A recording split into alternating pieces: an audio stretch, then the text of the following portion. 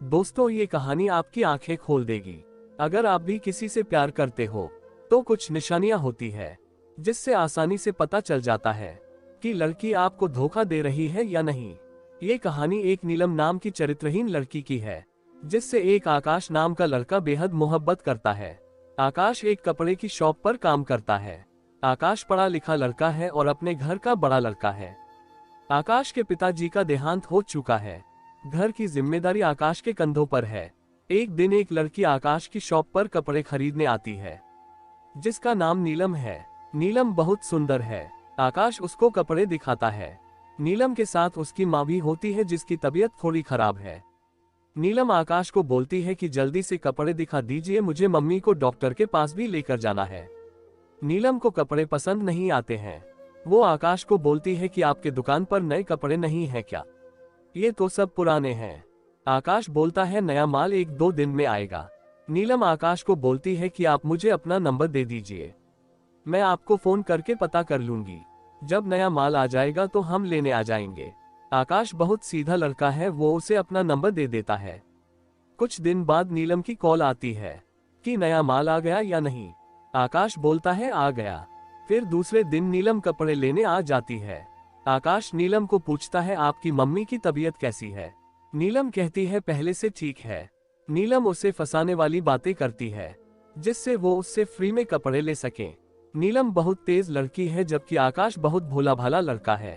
फिर वो कपड़े लेकर चली जाती और हंस हंस कर बातें करके आकाश से कपड़ों में काफी छूट करा लेती है। आकाश फ्री में तो कपड़े नहीं देता लेकिन छूट काफी कर देता, यानी जितने रुपए में कपड़े आकाश की शॉप पर आए थे उतने में ही उसे वो कपड़े दे देता है। नीलम आकाश को रात को कॉल करती है, उससे हाल चाल पूछती है, उसके घर में कौन कौन है सब पूछती है। आकाश उसे सब सच बताता है कि वो अपने घर का बड़ा लड़का है। उसकी माँ बीमार रहती है जिसका वो इलाज करा रहा है। एक छोटी बहन और एक भाई है, उसके पिताजी गुजर चुके हैं। नीलम और आकाश के बीच अब रोज बातें होने लगी। एक दिन नीलम आकाश को बोलती है मैं आपसे प्यार करती हूँ। आकाश ये सुनकर चौंक जाता है और कहता क्या तुम सच कह रही हो? नीलम कहती है आपको यकीन नहीं हो रहा है क्या? आकाश कहता है ऐसी बात नहीं, लेकिन ये बहुत बड़ी बात है, तुम मेरे साथ मजाक मत करना। क्योंकि आकाश भी उसे पसंद करने लगा था इसलिए आकाश ने भी उसे हाँ कह दी। अब दोनों में रोज खूब बातें होती थी। आकाश अब घर में किसी से नहीं बोलता था, बस शाम को शॉप से आकर खाना खाकर छत पर चला जाता था उस लड़की से बातें करने। आकाश की माँ को आकाश पर शक हुआ। उन्होंने आकाश को समझाया कि बेटा किसी गलत चक्कर में मत पड़ जाना, तेरे सिवा हमारा कोई सहारा नहीं है। आकाश ने कहा नहीं माँ, ऐसी कोई बात नहीं है। एक दिन नीलम का ना मैसेज आया ना कॉल। आकाश बहुत परेशान हो गया। उसने उसे खुद कॉल की। नीलम ने कहा उसके फोन का रिचार्ज खत्म हो गया है। आकाश ने कहा मैं करा दूंगा रिचार्ज तुम्हारा। आकाश ने अपना व्हाट्सएप चेक किया तो देखा वो लड़की व्हाट्सएप पर तो ऑनलाइन है और कह रही उसका रिचार्ज खत्म हो गया है। लेकिन आकाश प्यार में अंधा हो चुका था, उसने इस बात पर ज्यादा गौर नहीं किया और उसका 3 महीने का रिचार्ज करा दिया। फिर आकाश ने उसे मैसेज किया कि आपका रिचार्ज हो गया, चेक करो। नीलम ने कहा हाँ हो गया है।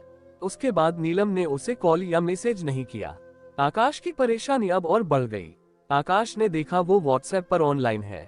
आकाश ने उसे मैसेज किया मगर नीलम ने कोई रिप्लाई नहीं किया।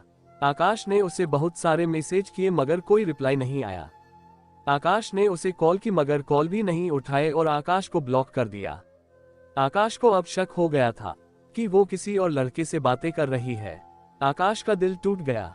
वो उदास रहने लगा, रातों को बहुत रोने लगा। वो रोज रात को रोता था। आकाश की माँ समझ गई कि मेरा बेटा किसी तकलीफ में है। माँ ने कहा बेटा मुझे बता क्या बात है, आखिर मैं तेरी माँ हूँ।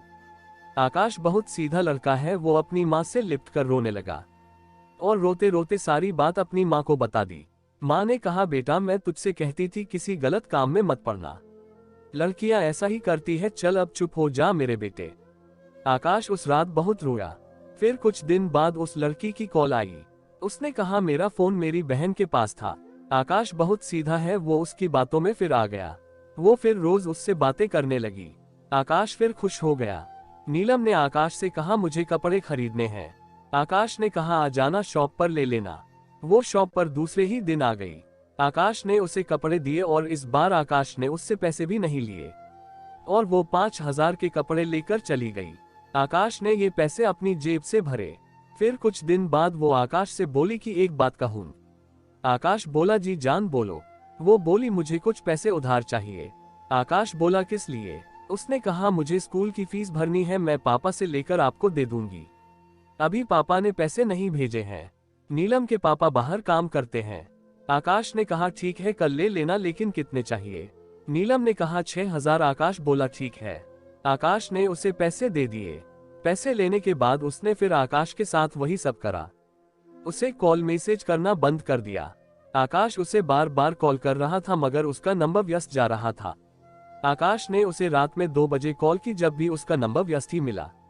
आकाश अब समझा चुका था कि वो लड़की लूटने वाली धोखेबाज लड़की है, लेकिन अभी तक आकाश को उसकी पूरी सच्चाई नहीं पता चली थी, क्योंकि वो गांव में रहती थी और आकाश शहर का रहने वाला लड़का था। फिर एक दिन फेसबुक पर आकाश की दोस्तों एक लड़के से हो गई। नीलम की फ्रेंड लिस्ट में था और उसके गांव का था। आकाश और उस लड़के की बात होने लगी। फिर एक दिन आकाश ने उस लड़के से पूछा क्या तुम नीलम को जानते हो, जो आपके गांव के पास रहती है? लड़के कहा जी हाँ, तुम कैसे जानते हो उसे? आकाश फिर उसको अपनी पूरी बात बताई कि कैसे नीलम ने उसके साथ प्यार का खेल खेला और कैसे झूठ बोलकर आकाश से पैसे लूटे। उस लड़के ने आकाश को नीलम की पूरी हिस्ट्री बता दी। जो उसने बताया उसे जानकर आकाश के पैरों के नीचे से जमीन खिसक गई, क्योंकि उस लड़के से भी नीलम चक्कर रह चुका था और नीलम ने उस लड़के से एक स्मार्टफोन भी लिया था और उस लड़के को नीलम छोड़ चुकी थी। उसने बताया कि वो यही करती है, लड़के फंसाती है और उनसे पैसे लेती है अपने ऊपर खर्च करने के लिए। उस लड़के ने बताया कि अब तक वो 21 लड़कों को फंसा चुकी है। ये जानकर आकाश बहुत रोया कि उसने एक ऐसी लड़की से प्यार किया जिसका चरित्र इतना गंदा है।